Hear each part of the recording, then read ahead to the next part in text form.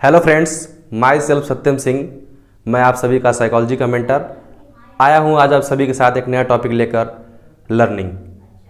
हमारे channel DNS को like कर दीजिएगा, सब्सक्राइब कर दीजिएगा और ज़्यादा से ज़्यादा शेयर करिएगा। हम देखते हैं सीबीटी पीजी के एंट्रेंस में जो है कि एक बहुत इंपॉर्टेंट टॉपिक लर्निंग, जो कि अक्सर इससे सवाल पूछे जाते हैं, इसको हम आज समझते हैं। इसमें क्या क्या समझेंगे हम पहले बता देते हैं आपको। लर्निंग समझेंगे, डिफिनेशन इसका, नेचर और इसका टाइप्स। ठीक है, आगे बढ़ते हैं। लर्निंग क्या होता है? एक्विजिशन ऑफ नॉलेज, ज्ञान का अर्जन करना, या मॉडिफिकेशन इन एग्जिस्टिंग नॉलेज, जो पहले से आपका नॉलेज प्रेजेंट है उसमें मॉडिफिकेशन करना है, नई नई स्किल्स और टेक्निक्स को सीखना, दैट इज लर्निंग।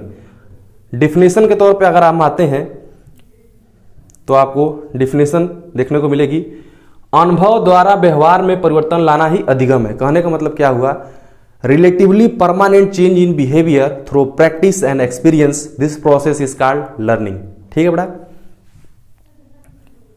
दो अप्रोच है, एक बिहेवियरिस्ट है, कॉग्निटिविस्ट है। बिहेवियरिस्ट क्या कहते हैं? It is the process of change in behaviour but through practice and experience, but it is the process which is shown by everyone, या ऑब्जर्व कर सकते हैं इसको, एक्सटर्नल प्रोसेस होता है। लेकिन जो कॉग्निटिविस्ट कहते हैं वो क्या कहते हैं? It is the process of relatively permanent change in behaviour in और मेंटल एसोसिएशन, हमारी जो मेंटल एसोसिएशन है उसमें जो परिवर्तन हो, या that is internal process. Cognitivist के द्वारा ये इंटरनल प्रोसेस है। ठीक, नेचर ऑफ लर्निंग, इसमें 4-5 चीजें समझने लायक है। गोल ओरिएंटेड, मतलब कोई ना कोई एक गोल होगा, उसके हिसाब से हमारी लर्निंग होगी। ठीक, पर्पसिव या गोल ओरिएंटेड होता है। लर्निंग इज यूनिवर्सल, हर व्यक्ति जो है कि लर्निंग करता है, कुछ ना कुछ सीखता है। Learning is the process from womb to tomb, कहने का मतलब क्या है? जन्म से लेकर मृत्यु तक चलता है, लाइफ लॉन्ग प्रोसेस होता है। ठीक, और स्किनर ने कहा है कि स्किनर ने ये चीज कही है कि लर्निंग डिपेंड्स ऑन मोटिवेशन, अगर व्यक्ति मोटिवेटेड रहेगा तो उसकी लर्निंग अच्छी होगी। ठीक,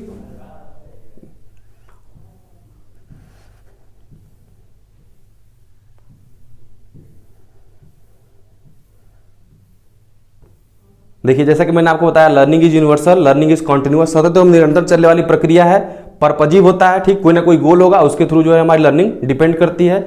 मेन आता है factor affecting learning. Generally 3 factor होते हैं किसी भी चीज को या लर्निंग को डिफाइन करने के लिए या उसको प्रभावित करने के लिए। 3 कारक होते हैं। एक लर्नर, जो चीज व्यक्ति जो है सीख रहा है, ठीक है, लर्नर हो गया। दूसरा हो गया सिखाने वाला या टीचर या फैसिलिटेटर। ठीक, तीसरा हो गया किस परिस्थिति में उसकी लर्निंग हो रही है, इन्वायरमेंट। 3 चीजें जो है बहुत ही ज्यादा प्रभाव डालती है किस पे? अधिगम पे या लर्निंग पे। ठीक है, तो लर्नर से रिलेटेड क्या हो जाएगा? उसका जो है कि इंटरेस्ट हो गया, उसका मोटिवेशन हो गया, और टीचर से क्या होगा? उसका नॉलेज हो गया, उसका टेक्निक्स हो गया, टीचिंग स्किल हो गया, टीचिंग नॉलेज हो गया, टीचिंग टेक्निक हो गया। ये सब चीजें प्रभावित करेंगी। इन्वायरमेंट क्या है, किस कंडीशन में उसकी लर्निंग हो रही है, मतलब जो वहां का वातावरण है वो कैसा है, वो भी उसके लर्निंग को प्रभावित करेगा।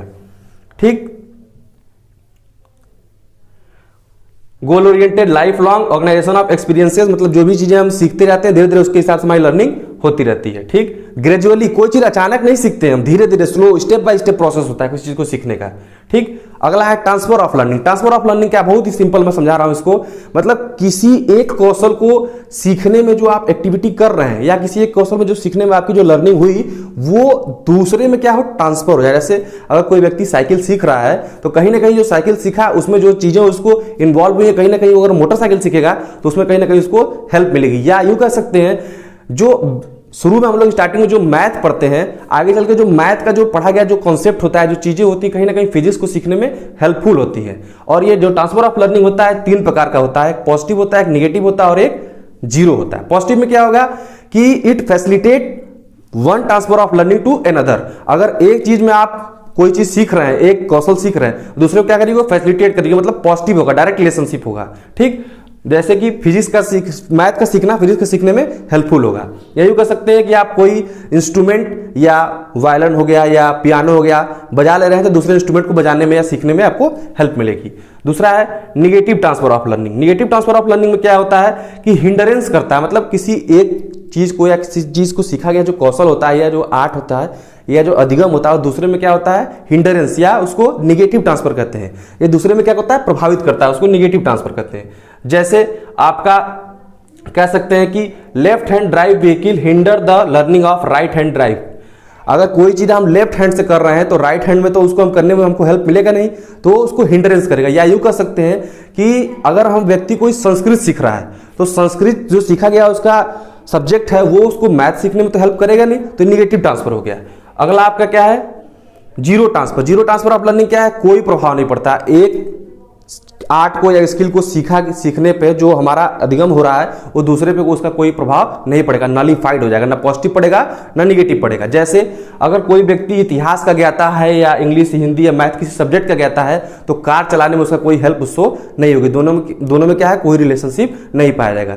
जैसा कि आपको मैंने ये पूरा टॉपिक लर्निंग समझाने की कोशिश किया और अच्छे से समझाया, इसका नेचर, इसका टाइप्स, इसका कैरेक्टरिस्टिक्स और इसका पूरा मतलब ये कह सकते हैं कि ट्रांसफर ऑफ लर्निंग को ही बताया, उसके भी टाइप्स को बताया, सब चीजें मैंने बता दी। ठीक, तो मैं एक ही इससे चीज कॉन्सेप्ट निकल के आ रहा है कि लर्निंग क्या होता है, relatively permanent change in behaviour through practice and experience. कहने का मतलब क्या, हमारा जो बिहेवियर है वो पहले की अपेक्षा कुछ ना कुछ रिलेटिवली उसमें परमानेंट चेंज हुआ है, किसके द्वारा, प्रैक्टिस और एक्सपीरियंस के द्वारा।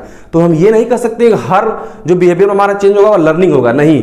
अगर कोई व्यक्ति कोई बीमारी से ग्रसित है या कोई ड्रग्स ले लिया, कोई चीजें से उसको जो है कि उसके व्यवहार में क्षण मात्र का जो परिवर्तन हुआ, दैट इज नॉट स्टेबल, वो स्टेबल तो है नहीं, तो वो लर्निंग नहीं कहलाएगा। ठीक, ऐसे ही सिंपल और जो भी कंफ्यूजिंग टॉपिक है या कॉन्सेप्ट है उसको जानने के लिए हमारे बैच में एनरोल करिए। CUET PG के लिए जो है कि साइकोलॉजी के मेंटर के तौर पे आपके सभी के बीच मैं सत्यम सिंह आपको गाइड करूंगा और हमारा बैच जो है कि लॉन्च हो चुका है। हमारे बैच में जो है कि ज़्यादा से ज़्यादा आप इनरोलमेंट करिए। और जो मैंने आपको ये टॉपिक समझाया लर्निंग, तो इस पर एक चीज़ मैं कहना चाहूँगा, करत करत अभ्यास जड़मत होए सुजान और रसरी आवत जात सिल पर पड़े निशान। ठीक है बेटा, धन्यवाद।